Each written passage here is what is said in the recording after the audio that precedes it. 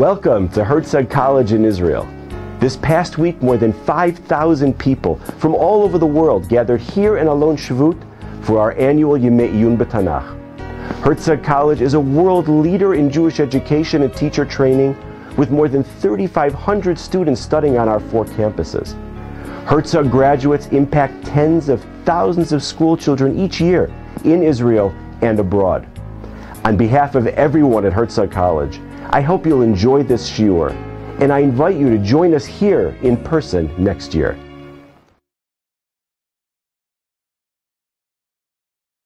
Okay, friends, each year we sit on the floor on Tisha B'Av and we read Megillat Eichah and really struggle if we've ever tried to really get a sense of what's going on. Where does this begin? Is there a middle? Is there an end to the Megillah as a whole? Any one of its prakim? Is there a flow? Why are things expressed in this order? And this is a big mystery. It's a big mystery. If it's a big mystery for you, I'll tell you that it's been a big mystery for many, many people that have looked at Megillat Eichah. Sometimes we assume, this is how Chazal told us, that we can look at Megillat Eichah, that these are, in the language of Chazal, keynote.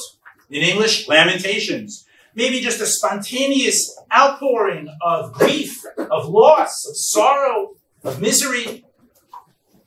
That perhaps is one way to do it, but that doesn't help us explain the order of things. It also seems to me that to say that what we have here is kind of just a spontaneous it doesn't really seem to fit. You know, as we all well know, since today we're looking at just the first parak, Parak Aleph is an acrostic. It follows the alphabet. Nobody in spontaneous sorrow goes, A, awful, B, bad, very bad, Gimel, Gewalt. This is not the way in which people spontaneously release whatever deep, deep loss and sorrow that they're feeling. And so I want to try to present today a different way of understanding Eichah with a focus on Parak Aleph. In the wake of the Churban, we know that the Navi Yechezkel is there to minister to the Jews that went to Babel. But the Jews that remained in Yerushalayim following the Churban, who certainly must have had enormous and difficult theological questions, because the situation with which they were presented was unprecedented. Because for the first time in the history of Am Yisrael, there's no Beit Mikdash since it was built. For the first time in the history of Am Yisrael, there's no Melech in Yerushalayim. For the first time in the history of Am Yisrael, 90+% of its inhabitants have been shipped out to Babel. Never in the history of Am Yisrael has been this degree of slaughter and of suffering on such a wide scale. All of these are big, massive, heavy questions. If you will, perhaps somewhat like the questions that maybe some asked following the Shoah. Except there's one difference between the reality post-Shoah and the reality for Am Yisrael living in Yerushalayim post-Churban. That is, that in our time, in spite of these big, big questions, just a few years later, we got Medinat Yisrael, and I think that allowed our national, collective attention to be turned to happier things that are easier to think about, look to the future rather than to the past.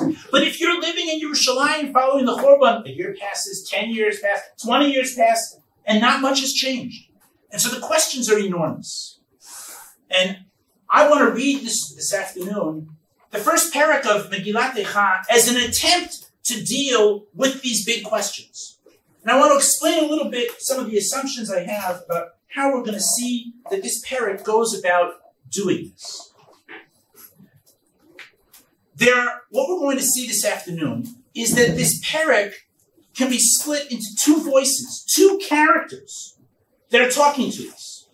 Really exactly like you would find in a play by Shakespeare, parts that you can easily parcel out. Now, what are these parts? They're very easy to identify. When we have someone who speaks about Yerushalayim in the third person, such as the first pasuk, Eichah yashva vada, alas, how lonely she sits. That is our first character. That is going to be Yirmiyahu. Okay? I'm going to call that character Yirmiyahu. When we have someone speaking about Yerushalayim in the first person, For example, on the second page of the handout, if you look at 16C, towards the bottom, or 16A, Al ele ani bochia. I, me, first person. Phrases like that we're going to assume that is not Yirmiyahu speaking. That is the figure that we're going to call Bat Zion. This is a representation of Yerushalayim as a whole at that time. And what we're going to see is that Yerushalayim and Bat Zion are having a conversation. Now, to help us know where we're at in the conversation, what I've done, since we all have Tanakhim, I nonetheless recreated the text here for two reasons. The text of Eichah is difficult, and so everyone here will have the English on the left-hand side. I'm going to read the Psukim in the Hebrew, and anyone that isn't clear about a certain word has the linear translation on the left. But also, what I've done here with the translation is that I have put the voice that I'm calling Yirmiyahu, third person, is in block text, regular text. So you'll see Pasuk Aleph is just regular block text. If you look at the other thing that we looked at, 16a, so you see that that's in italics, okay? That's because it's in first person. And so anytime we see a Pasuk in block letters, that's third person, that's Yirmiyahu speaking. Anytime that we see someone speaking in first person about me, what I'm experiencing, my people, my daughters, etc. This is Bat Zion, and you'll be able to know that simply by the fact that it is in italics. Now, I want to say a few more things about these two people, these two characters that we're going to be encountering. The first, Yirmiyahu, the narrator. The narrator here, Yirmiyahu, is different than the narrator that we encounter in the rest of Tanakh. By which I mean the following. When we read a pasuk like Bereshit bara Elokim et hashamayim et haaretz, that is a narrator speaking. That's not HaKadosh Baruch Hu speaking in the pasuk. Otherwise it would be Bereshit barati et hashamayim et haaretz. So throughout Tanakh, we have this kind of third-person narrator who tells us what's going on, even all the way at the beginning of Bereshit, and we never really think much about who is this narrator. It's Kivyachol, as it were. It's a kind of a heavenly scribe who sits up there next to the Kisei HaKavod, next to the Ribono Shel Olam. This narrator seems to know everything that a Kadosh Baruch Hu knows, and so we don't really think about the narrator in most parts of Tanakh as a personality, as living in a certain time, as having any feelings. He's just representing the Kadosh Baruch Hu's view on things. That's not the case here. When we read the phrases that are said in the third person, this is not the narrator that we see everywhere else. This is Yirmiyahu. This is someone who on the one hand represents a Kadosh Baruch Hu's view on things, but at the same time loves his people. And at the same time is also suffering together with his people. And Yirmiyahu's aim in this parak is to engage Bat Zion and to help her deal with all of these massive theological issues that have been brought about by the Churban. The things that I mentioned before. No Beis HaMikdash, no king, Galut, unimaginable suffering, and the distance that she feels, and the anger that she feels. And what we're going to see is that Yirmiyahu is going to engage in a process, friends, of therapy with Bat Zion. Therapy. Just like you would go to a counselor, to a rabbi, there's a safe space created, perhaps, to say things that you normally wouldn't say. The person listening to you, a counselor, a rabbi, is someone who understands your pain deeply, but knows that there's a process that you have to go through. And Yirmiyahu, on the one hand, is going to be trying to get Bat Zion to understand certain things that she needs to understand that perhaps are difficult for her, but at the same time is going to do so in a very sympathetic way. Because as we all know, if you see someone and they're really they have deep issues, deep problems, and you can see clearly what they need to do, they don't see it at all. To go over to someone and say, you have issues you got to be working on. Your view of what's going on in your business is totally blinded. Your view of what's happening in your relationship with so-and-so is totally blinded. You're caught up in a certain cycle. It's very difficult to tell people these things. Very difficult. The only way in which a person can successfully convey to someone else, you need to rethink things, is if that person, here Yemei, approaches the other person in a sense of total sympathy. I'm not coming here to criticize you. I'm not coming here to put you down. I'm coming here because I love you. And I'm going to demonstrate that. The more credit that the mochiach has, the more credit the person who wants to impart a lesson has with the person who needs to learn the lesson. The more that the person who needs to learn the lesson feels that they are embraced by the person speaking to them, the more open they will be to hearing the difficult things that they need to hear. This is Yirmiyahu. The other thing about Sion, I want to say one thing about it. Totally shell-shocked, totally blown away. The Bat Sion that we're going to see here in this parak is not exactly one-for-one the actual feelings and representation of people who are still living in Yerushalayim. There's a slight difference, and I want to use the following image to explain how we need to understand the Bat Sion that we encounter here in Eichah Perikah. Put aside Eichah, put aside Tanakh. Imagine, friends, if you will, in an elementary school setting. Kids are gathered in a class, and they're given a video presentation about road safety. Right? I mean, this happens, right? We call them here Shirei Zahav, Zihirut Badrachim. Okay? And let's say that there's a little movie being projected on the screen for the youngsters sitting in the room. And in the screen is a little boy with a ball. And he has his ball, and the ball rolls into the street. And in the movie, the little boy runs to the edge, and he comes to a screeching halt at the sidewalk. And he goes, oh, my ball has rolled into the street. But the street is dangerous. Oh, I should look right, and I should look left. And if I don't see anything, then maybe I can go and get my ball. Now, that little boy is supposed to be like the little kids who are watching the film, but there's just one difference. The kids, the real kids, don't stop. They run after the ball. And the reason we have videos like this is to create a model for the youngsters to look at, to say, oh, that's what I'm supposed to be. The Bat Sion that we are going to encounter in Eichah Perek Aleph is like the kid in the video. We are going to see that she moves through 7 stages of spiritual development, starting from the lowest rung.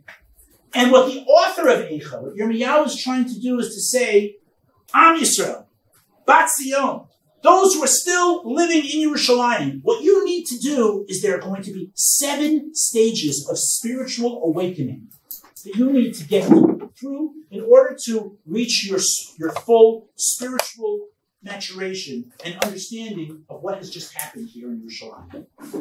And so each of those initial stages 1 through 6, before we get to 7, or as we're going to see, each of them is still somewhat imperfect because this is the nature of growth. This is the nature of therapy. It only moves step by step. You cannot get to the last step before all the previous steps, which by definition are in one form or another lacking. Okay? Good. One more thing before we begin. The dominant image in this parak is of a woman looking for manly support. And it borrows from an image that we have throughout the Tanakh, that Am Yisrael is like a wife to the Ribono Shel Olam, her husband. And in that paradigm of wife and husband, the wife is meant to be loyal and supportive, and in return, the man provides sustenance and guardianship and protection over the woman. This is the biblical way in which they thought about marriage. And this is the paradigm for Am Yisrael and HaKadosh Baruch Hu. When a woman is no longer faithful, then the man withdraws his support. When the man withdraws his support, then a woman seeks other forms, other men, to give her guardianship, to give her protection and sustenance. And this happened historically, that when Am Yisrael, the wife, wasn't faithful to HaKadosh Baruch Hu withdraws his protection, and Am Yisrael looks for other men This is especially evident in Yechezkel Perek Tet Zayin. Those other men being strong nations that were around to give her protection, kind of selling herself on the cheap. Maybe I can make a treaty with you. Maybe you'll give me protection in the hopes that that would work. And it never worked. It never worked, and it never worked. And it ends in the Quran. And we're going to see that this image is going to be ever present in this perek. Who is going to give this poor woman, Bat Sion, the protection that she is looking for? Final word. We are now prepared to start reading Eichah Perek. I said that what we're going to see here is a dialogue between Yirmiyahu as rabbi, counselor, therapist, okay? Bat Sion as someone really struggling with a lot of issues. Okay? The dialogue part only begins, you can see, the whole first page, as you can see, is all block letters. That means that it's all third person. That means that it's all just Yirmiyahu speaking until we get to the middle of the second page, or the top of the second page, when we get to Pasuk Tet, or what I've labeled here as 9c. Phrase 9c is the first time that we have the italics, and that's the first time that Bat Sion will speak. Okay? Just a little bit about this, what might be unusual for many of us, separating out psukim in this way, 1a, 1b, 1c. As we all know, Eichah is poetry, and most of the psukim have 2 or 3, sometimes more, stitches, strophes. That's the technical part. And each one is going to be very important for us. And so in order to help me say, not the beginning of Pasuk Tet, the end of Pasuk Tet, I'll be able to say we're looking now at 1a, 1b, 1c. Okay? As I said, almost the first full 9 psukim are said only by Yirmiyahu. And now we're going to start to read these 9 psukim. And what we're going to see is that Yirmiyahu is trying to do here 2 things. 2 things. Number 1, Yirmiyahu needs to establish his bona fides that he is here with Bat Sion. I embrace you. I understand you. I know your pain. I can describe your reality externally and internally even better than you can. And then when Bat Sion hopefully feels that Yirmiyahu is with her, that will open a space for him to also suggest that there are things that need to be repaired. The other thing that Yirmiyahu is going to do in these 9 psukim is he's going to make a series of propositions about what has happened, interpretations of what has happened, that maybe to us might seem simple, but as we will see, the propositions that he makes are ones that with which Bat Sion and the rest of the chapter is going to be grappling with, accepting partially, rejecting partially. Okay? So let's start now the perek. We're going to read now through the first, almost fully through the first 9 psukim, seeing how Yirmiyahu, pastor, rabbi, counselor, expresses his sympathy and understanding of her predicament and makes several prepositions. So, starting with Pasuk Aleph, Eichah yashva vadad, ha'ir rabati am hayta ke'almana. When he says hayta ke'almana, what is an almana? An almana is a woman whose husband has died. Well, this is exactly how Bat Sion views herself. She is a woman whose husband, i.e. HaKadosh Baruch Hu, isn't here. Maybe even for many people residing in Yerushalayim, there's a thought, maybe God doesn't exist. Maybe he's been defeated and killed. Something like that. It's not a crazy idea. And so Yirmiyahu already mouths the words that she is thinking. He is describing her reality as she experiences it. Hayta ke'almana. She thinks that she has no husband. Rabati bagoyim. Sarati bamdinot. Hayta lemas. She's thinking, wow, I had it so good. And now I went from being so high up to now being so low down. Bachot pasuk bet. Bachot tivke balayla. V'dimata alechia. Ein la menachem mikol ohavea. When Yirmiyahu says she has no comforter from all of her friends, this isn't just stam, no one's coming to pay a shiva call. This is a reference politically, historically, to what happened. She had sought other ohavea. Ohavea, it's not just friends, as I've translated it here. Ohavea is her lovers, all those men, those protective nations that she sought out after she began to engage in Avodah Zarah at the beginning of Bayit Rishon. And so she sought out these other nations. She thought they would be there for her. Ein la menachem mikol ohavea. None of her lovers managed to work out for her. To see kol re'eha bavduba. All of those lovers wound up turning on her. They got her on the cheap and they chewed her up and they spit her out. Hayula le'oyevim. There's a nice play here between ohev, ohaveha, her lovers, who's just a switch of almost a part of a letter. Go from being ohev to oyev. It became her oyev. These are all the things that Bat Zion would say about herself. I can't believe this. I had trusted this God and now he's dead. I thought I would have all of these support from all of these other men, as it were, these other powerful nations, and they all turned on me. Pasuk Gimel, Galta Yehuda me'oni, u'merov avodah, hi yashva v'goyim, lo matz'a manoach, kol rodfea isiguha, ben hametzarim. Pasuk Dalin, Darchei Tzion avelot mibeli ba'e moed, kol she'areha shomimin, kohanea ne'nachin, betulot nugot, vehi mar la. You can see verse 4 has more stitches to it. It's almost to a crescendo. He is giving an outline of her misery. Notice, 4 full psukim, and Yirmiyahu has not said a single word of criticism. Because he wants to show Bat Zion that he's with her, that he understands her, that he can verbalize and vocalize her pain maybe even better than she can. That he understands all the different facets of her circumstance. That is designed to win over her confidence that he really does support her. Pasuk Hey.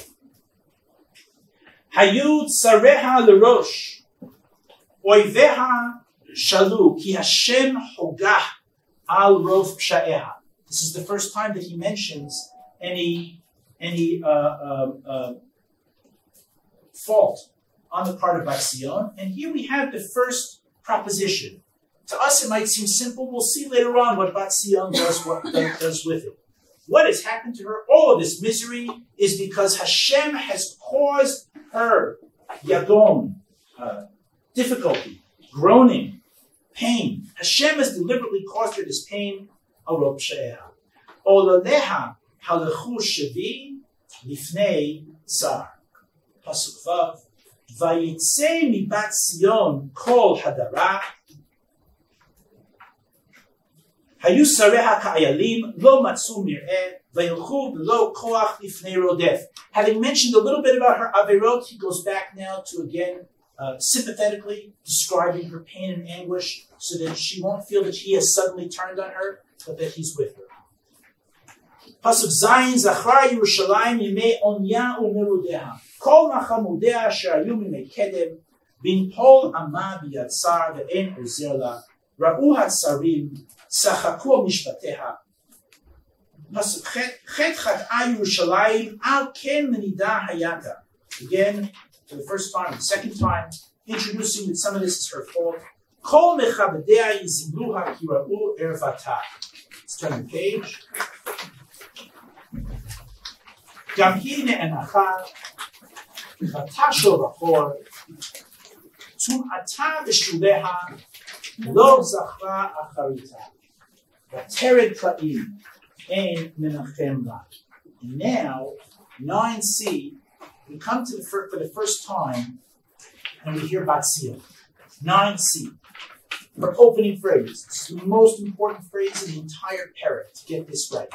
She says, Re'ei Hashem et onyi ki higdil oyev. I want us to pick this very seemingly simple pasuk apart. She says, Re'ei Hashem et onyi ki higdil oyev. As I said, I view the things that Bat Zion is saying and will be saying as that kind of video with the little boy who models behavior for the little children who are watching the video. This is the first step that Yirmiyahu wants Bat Zion to get to. Let's analyze what she is saying in this seemingly deceptively simple pasuk And we will see there are things that she gets right, but there are things that are not quite right in a statement like this. So let's pick it apart. What's right is that she calls out to HaKadosh Baruch Hu, Re'eh Hashem. And the implicit statement here is that this dialogue between Bat Zion and Yirmiyahu to be read to the actual inhabitants of Yerushalayim, is to tell them your first step is to recognize there's an address. You should call out. Re'eh Hashem. That seems good. Etoni, my suffering. Ki higdil oyev. Together with what's good, or calling out to Hashem, there are at least two things that are somewhat problematic with this. The first, when she says, Re'eh Hashem etoni, Ribono Shalom, look at my suffering. This implies that she believes that he's not seeing her suffering, that he's somewhere else. But the reality, of course, is that he's right there. He's on top of every move. He's, in fact, behind every move. He is responsible for every move. Everything that's happened is because he's been orchestrating everything. But in this first statement that Bat Zion makes, she doesn't quite get that. So what's good is that she's prepared to call to HaKadosh Baruch Hu, and yet it's lacking in that she seems to understand or misunderstand that Hashem isn't present, that Hashem doesn't know what's going on, but he really does. The second thing that perhaps is not quite accurate is when she says, Hey, Ribono Shalom, Re'eh etoni, higdil oyev. The enemy is so strong, as if to say, why was there a churban? There was a churban because higdil oyev, because the other army is so strong. But that's not why she's suffering.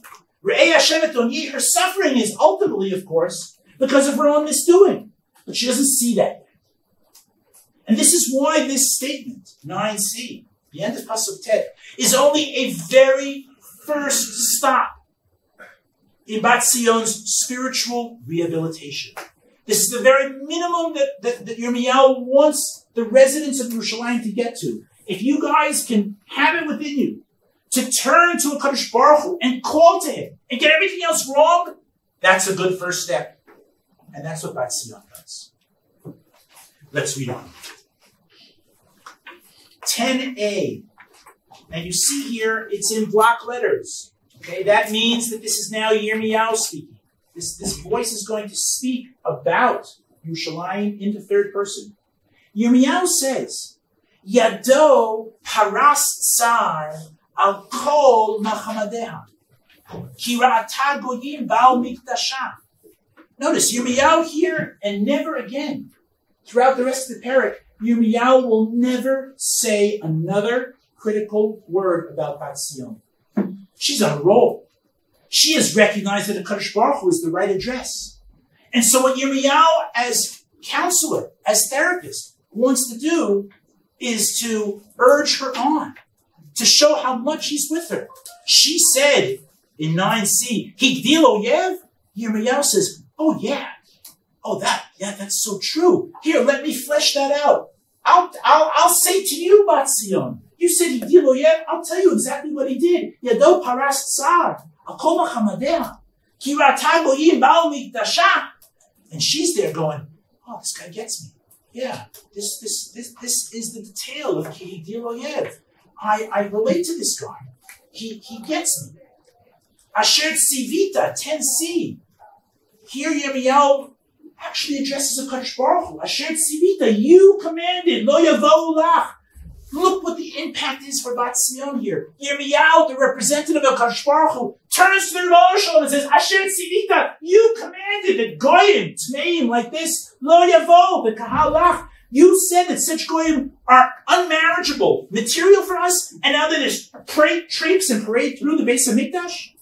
How could it be that you command that we're not even allowed to marry them, and now they can just parade into the Beis HaMikdash, into the Kodesh Kodashim, at will? The impact of Bat Zion is enormous. Because what she sees is that Yirmiyahu is questioning the Kodesh Baruch Hu, even as she questions the Kodesh Baruch Hu. And this, I think, brings her along. And this is what we see. Pasuk Yud Aleph. Yirmiyahu continues. His description, his detail of what Bat Zion had said at the end of 9c, Higdil oyev. What does it mean, Higdil oyev? Continues Yirmiyahu. Pasuk Yud Aleph. Kol amane nachim. Mivakshim lechem. Natnu machamadehem be'ochel. V'hashiv nafesh. 11c. We're back in italics. Bat Zion jumps in. She's been moved by what Yirmiyahu says, and she says, Re'eh Hashem v'habita ki hayiti zolela. Zolela, abject. I become like a Ben Sorer, like a Ben Sorer, no, Zolel v'sove. I dive at breadcrumbs. I pounce on them because I'm so hungry. Now, let's try to measure here. What has happened in terms of Bat Zion's spiritual disposition on what's going on? She started, and we said, part was good. She turned to HaKadosh Baruch Hu in Pasuk 10. That's a good start. She misunderstood that Hashem doesn't know what's going on. And she misunderstood that the tragedy that's befalling her is because she thought it was because the enemy was powerful. When in fact, it's just because of her other. She doesn't know that. That was Pasuk 10. Let's see what advance has happened now in her second statement, which is here in Pasuk Yud Aleph 11c, when she says, Re'ei Hashem v'habita ki hayiti zolela. Well, we can clearly see that it's a little more emphatic now because she says, Re'ei Hashem v'habita. We see that there's a little bit of improvement because she no longer attributes what happened to her to foreign armies. But the biggest advance here is this. In Pasuk Tet, she called out to HaKadosh Baruch Hu, Re'ei Hashem. And what was Hashem's response? No response. God didn't respond in the meantime. And so, by having Bat Zion call out again in Pasuk Yud Aleph, more emphatically, because Hashem was silent the first time, Re'ei Hashem, ve'abita. This is spiritual advancement, because the lesson here is, for the residents of Yerushalayim, Yirmiyahu saying, I want you to call out to HaKadosh Baruch Hu. And when you don't get an answer from him, because you're not going to get an answer from him, do you know what you need to do? Call out again. And that's what she does. That's an advance. That's the next step of her maturation. The very fact that she calls out to HaKadosh Baruch Hu a second time after not having had any response from HaKadosh Baruch Hu from the first time. So that's 11c.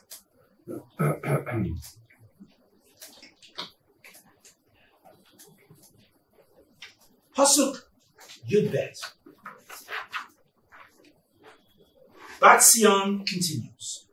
Lo aleichem kol ovrei derech. Habitu ure'u im yesh mach'ov kemach'ovi. Asher ola li. Asher hoga Hashem b'yom charon apo. What is happening here? What is Bat Zion, having turned now twice to HaKadosh Baruch Hu, having gotten no response, the author of this parak gives her license, as it were, to turn outwards. Is it nothing to you all who pass by? In other words, there is a license here for the residents of Yerushalayim to turn for support elsewhere. There's a recognition that they will want to do that. There's a space to do that. There's permission given to turn to a source other than HaKadosh Baruch Hu. And so Yerushalayim, Bat Zion, turns here in Pasuk Yud Bet, 12a. Lo alechem kol ovrei derech. Habitu re'u im yesh mach'ov kemach'ovi. She is dying for, as we say in Hebrew, tsumi. She wants attention. She wants people to pay attention to her pain. 12c, Asher olal li. Asher hoga Hashem b'yom charon apo. We come now to the next level of her spiritual maturation. What has happened here in 12c? What do you see for the first time? Oh, this isn't because Higdil Oyev. I now recognize that this is happening because of what Hashem did to me. Asher olal li. Notice that first phrase, Asher, which he did to me. He. You know? It's like at home, you know? Like, what did your brother do? He. You don't dare say his name. You're that angry at the other person. Asher olal li, which he did to me. And then only after that, Asher Hoga Hashem, the affliction that Hashem did, B'yom Charon Apo. Now we would think, gosh, if she recognizes this is all from HaKadosh Baruch Hu, we're finished. She's there. This is the full maturation. No. Why not? What's missing? What's that? Her role. Her role. Okay. Yeah. Okay. She says, okay. I get it in 12c. Asher Hoga Hashem. It's from God. But why is it from God? B'yom Charon Apo. He flipped out. God flipped out. What is this? Destruction on this level? This is a wrathful God. That's what she's saying. But it's from God. So it's a step up. This is the third step, but it's not yet fully mature. She is angry at God because God is angry at her. Look now at all the things that she accuses HaKadosh Baruch Hu of. This is going to take us from 15a all the way to 15b. What were the manifestations of this God flipping out on me with unbridled anger, unjustified anger? 13a. Mi marom shalach esh ba'atzmotai vayerdema. Paras reshet leraglai heshivani achor. Nitanani shomima kol hayom davar. Niskad ol psha'ai biyado. Yistargu alu al savari. Hichshil kochi. Nitanani Adonai bidei lo uchal kum. Sila kol avirai Adonai b'kirbi. Kara alai moed lishbor bachurai. This is the longest speech that she gives. It is a litany of all the terrible things that HaKadosh Baruch Hu did for her. Now, she does recognize that her sins were involved. She said that in 12c, she recognized that it was from Hashem.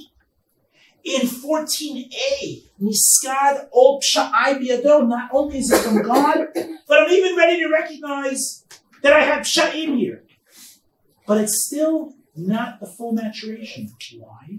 Because she still thinks that God went overboard. Or, as my kids say, okay, Abba, a punishment, but not that punishment. It's too much. This is what she's doing. Now, this kind of j'accuse, this litany of claims that she makes against Hashem, look what the author of Eichah has done. He has created a safe space for her to vow, for her to spew her frustration, her vexation, her anger at HaKadosh Baruch Hu for what he has done. You know, in therapy, that's very important. In the therapy room, you can yell and scream and you can curse, the dearest people in your life. There are walls. It doesn't go outside the walls. And it's sometimes really important to do that. Only by getting it out can you then move on. So it's very important for the author of Eichah to say, Yerushalayim, you have kindness against the Ribbon Shalom, let them out. Or even better, here, I'm going to show you a movie where I'm showing you let them out, and you have my signature on it, my askama on this text. This is what you will feel. That is a necessary step, and I accept that's a necessary step. For us to be able to express anger against the Kadosh Baruch Hu is critical. It is a critical part of a relationship with the Kadosh Baruch Hu. Just like any human relationships we have. If we are really angry at somebody, we're told, you're not allowed to be angry at that person. You're not allowed to express your anger at that person. Well, that's just a recipe for eventual break. I once went to a conference of Bible scholars. And I was at a dinner. And there were two scholars sitting next to me. It was a long banquet table, one opposite the other. One of them says, the guy opposite him, he says, I'll tell you something. I don't believe in God. And the guy opposite him says, me either. And the first one says, I'll tell you something else. If I did believe in God, I'd be very angry with him. And the other guy says, me too. Now, I don't check anybody's statistics or anything, and I certainly believe that these two men, who I know personally, great scholars, probably had some very difficult times in their lives. But I learned from watching this conversation that if you block off the possibility of being angry at someone, even the Kadosh Baruch Hu, that's a recipe for someone just walking out the door totally. And so, in Eichah, there is plenty of room for Bat Zion to be angry as a step in a process. And that's why this is only a step. Okay? So we got to step, I think I would call 12C was step number 3, where she recognized for the first time that this all is from God. And 14A, when she says, he kind of gathered all of my averot, all of my psha'im, to make a heavy yoke of punishment, to recognize that there are psha'im here, that perhaps is stage 4. But she's still very angry. Okay? Good. We're up to 15C. And we're back to Yirmiyahu. Yirmiyahu has heard this list of about 7 or 8 things that HaKadosh Baruch Hu has done to her. And what's he going to do now? How is he going to get credit with her? He's going to jump in and say and accuse HaKadosh Baruch Hu of something even worse. Even worse. Because if HaKadosh Baruch Hu, what did he do? If he rolled over Bachurim, if he fastened Averot to become a heavy yoke, Yirmiyahu says in 15C, and I know this because this is third person, so it's him speaking, Gat darach Adonai livtulat bat Yehuda. Literally, it's an image that we have to unpack, literally. HaKadosh Baruch Hu has been like Zorech Bagat, right? Gat is where they squeeze grapes. They squeeze grapes by treading on them. You trod or tread on the grapes, and the grapes, break open, and out comes the grape juice. That's what you do in a gat. Well, what exactly is Yirmiyahu saying when he says that HaKadosh Baruch Hu, in an image, Gat darach Adonai livtulat bat Yehuda? What does that mean? And I think that the answer is this extremely graphic image, is that Yirmiyahu is accusing the Ribono Shel Olam of virgin rape. That the breaking open of the grapes, and the grape juice comes squirting out. This is what would happen in a virgin rape. And that's what it says. Gat darach Adonai livtulat bat Yehuda. This is more graphic than anything that she had said. And by doing this, she, Bat Sion, hears Yirmiyahu one-upping even what she said. And so she feels encouraged. Because she knows what Yirmiyahu stands for. She knows whose side he's on. And if he can be sympathetic and vocalize her pain maybe even more graphically than she can, that will encourage her to voice more, to maybe move on. 16a, back to Bat Sion. Al ele ani bochia, eni yordamayim. And what is it that she is crying about? 16b, key phrase. Ki rachak mimeni menachem meshiv nafshi. Now, those of you who are sensitive to the Hebrew know that this can mean one of 2 slightly different things. I have no comforter. Rachak mimeni menachem. There is no menachem for me. But I like the way that the English here is translated, and I think that this works.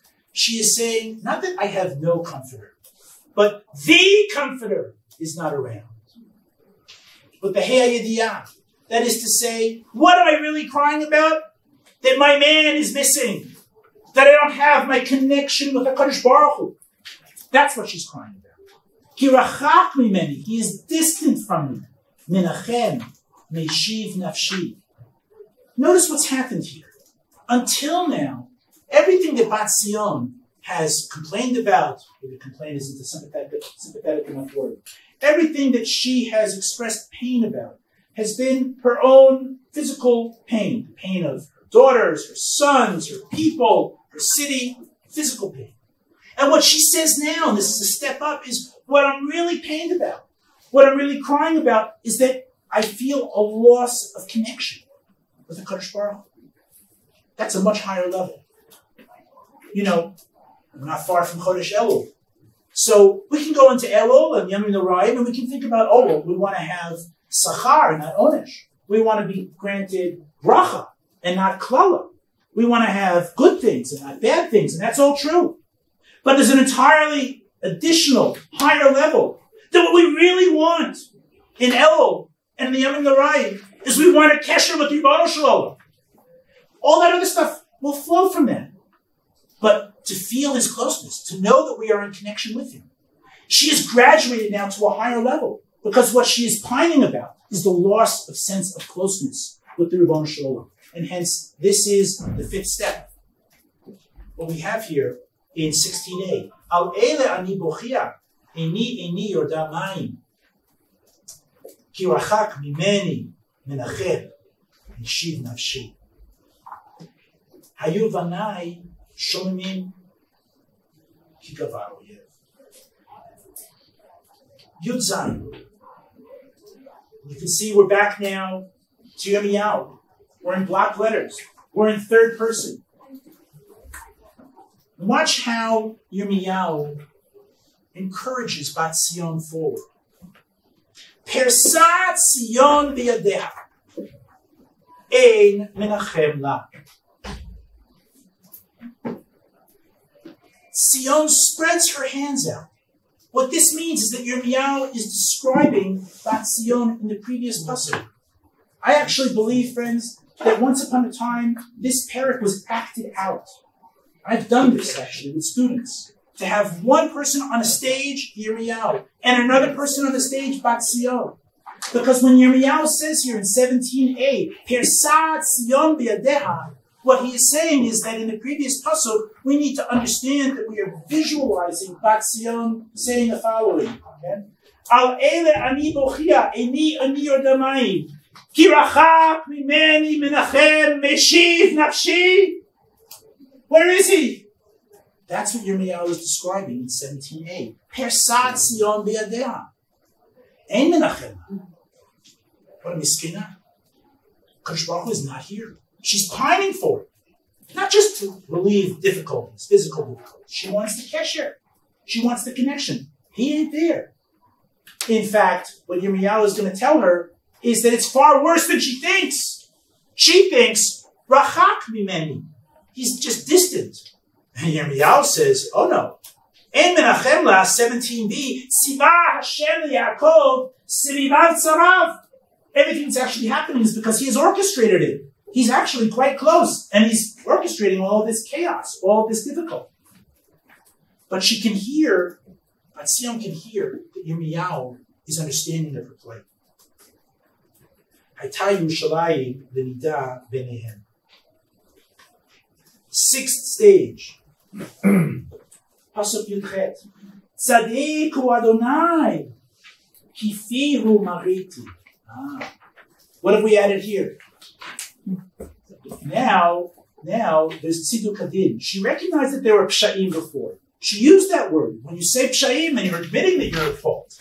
But when she says tzadiku Hashem kifiu mariti, now there's no longer that long laundry list of j'accuse, of this is overboard, or this is God flipping out. No. Now I understand that it's all proportional to what I deserve. This is a much higher level. This is level 6. Tzadiku Hashem kifiu mariti. Page 3. 18b. Shimona kol ha'amim ure'u mach'ovi u'tulotai u'vachurai halchu b'shevi. Why is she turning here to the other amim? I want to make a deal in the language that we have here. Earlier in pasuk 12b, in 12b, she had turned also to the Amin. And she said there, Habitu ure'u. She asked them to observe by watching, by seeing. But here, now, where we're up to, in 18b, Shim'una kol ha'amin ure'u. This call to the other nations to listen. What's to listen? To see misery, I can understand. What are they supposed to listen to? And I think what's happening here is a phrase that we have in many places. She is asking them to bear witness. Like, Ha'azinu Hashem v'adabera, v'tishma aretz imrei fi. Or, Shinu shamayim v'aretz, at the beginning of Yeshayahu. Where people call on various elements, agents, individuals to attest, to give testimony. And this is what she is doing. Kadosh Baruch Hu was left, Kadosh Baruch Hu has orchestrated this mass punishment, which she has now accepted, and she's calling on the nations to be aided to what's happening here. Shimuna kol ha'amim ure'u mach'ovi u'tulotai u'vachurai halchu b'shevi. Pasuk Yud Tet. Karati l'ma'avai hema rimuni. Now she's getting it, right? This is her speaking. I called to my lovers and they betrayed me. Yes, that is what Yirmiyahu himself had said in 2c, 2b and 2c. Ema menachem mikol ovea. She's now, with her relatively high level of spiritual maturity, she is now able to connect the dots in a new way, in the way in which she needs to. She can now see that the other nations, the other powers, the other men that she turned to were not the right ones. That's step 7? Did we get to 7 yet? We're not up to 7. Okay. Thank you. We have 6 psukim left after we got to 7. Okay. Oh, maybe it's 8 or 9. Okay. Karat 19. Karati l'ma'avai hema rimuni koanayus kenai ba'ir gavau ki bikshu ochel lamo v'yashivu et nafshan. 20. Next stage. There are 8 stages. This is the next stage. Re'ei Hashem kitzarli me'ai chomar maru nepach libi b'kirbi ki maro mariti. Notice, for the 3rd time now, in the Perek, Bat Sion turns to Hashem and says, Re'ei Hashem. But what is different? The first 2 times when she turned to Hashem, she wanted Hashem to notice her abject state, her suffering. In Tet, Re'ei Hashem et onyi, notice my suffering. In Yud Aleph, Re'ei Hashem v'abita ke'eti zolela, I've become so lowly that I pounce on breadcrumbs to eat them. Now what does she want Hashem to notice? I'm going to read 20 again. Re'ei Hashem kitzarli. But what am I tsar about? What am I pained about? She says, Me'ai chumamaru. My innards are turning over. Nepach libi b'kirbi.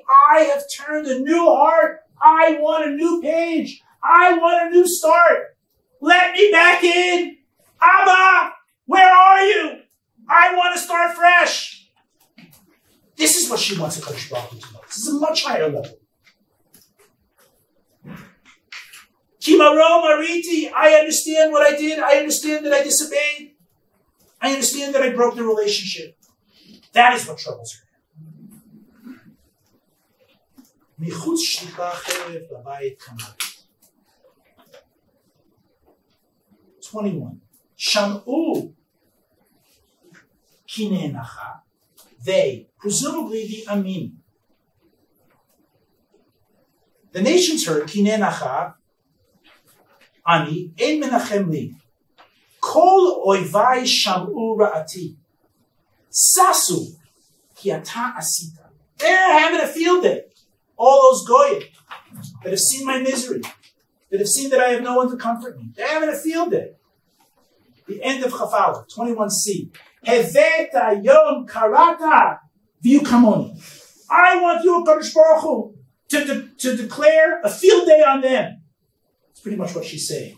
V'yukamoni. I'm miserable. I want them to be miserable. We're coming to the final stage. Revenge. She wants revenge.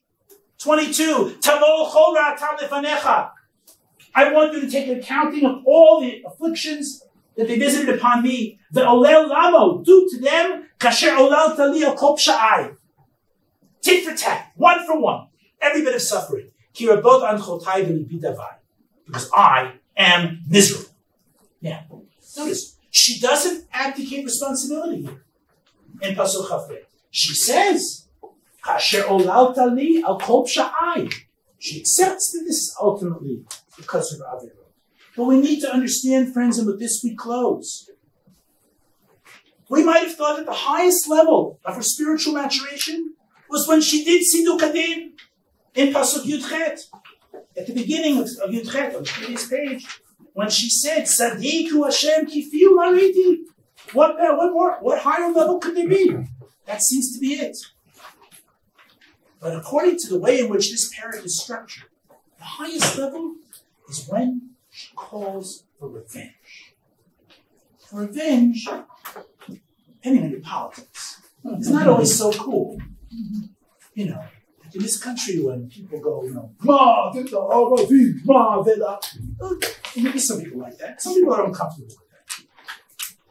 Maybe many of us, especially in our age, are kind of uncomfortable with the idea of revenge for revenge's sake. We certainly don't, many of us don't think of revenge as the highest mila of spiritual strivings. But that's what comes out here. Why is that? I think we can say the following.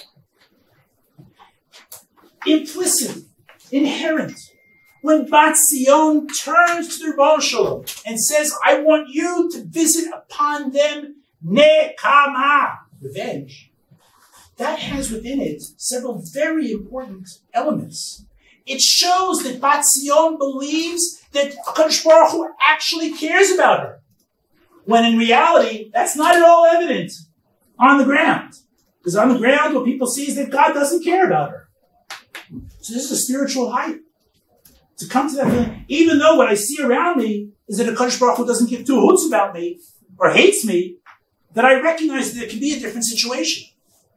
That he might intercede on my behalf. Secondly, maybe even more importantly, is not only do I express the hope, the belief, that HaKadosh Baruch Hu might care about me, but that he's actually strong enough to do something about it. That he will be able to do to them what they did to me. Because when you look at Yerushalayim after the Churban, to believe that HaKadosh Baruch Hu is actually strong, to believe that HaKadosh Baruch Hu can do these things is not so simple. And so, maybe in our time, we're a little bit uncomfortable with revenge.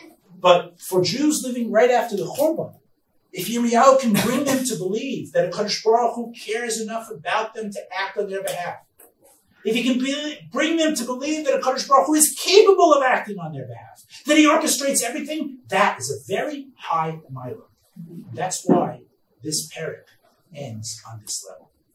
And that's how what we have here is a way in which Yirmiyahu Navi, writing the first parak of Megillat Eichah, is appealing to the down-and-out residents of Yerushalayim following the Churban, who have a ton of theological questions, who are despaired. Berman have nothing to do with anything having to do with Torah, Brit, Elohim, all that stuff, out, has orchestrated a dialogue in which he shows that he cares deeply about Am Yisrael, understands her pain deeper than she does, and shows the different steps that might be involved, 6 or 7 or 8 steps, in her spiritual maturation, starting from just knowing that he's there to be called out to, moving through all these steps to the full spiritual maturation. And that's what we have here in Eichah. May it be that we can find our place on this scale. We live in a vastly different time. But I think this idea of spiritual progression, one step to the next, is something that's applicable for all of us in many years.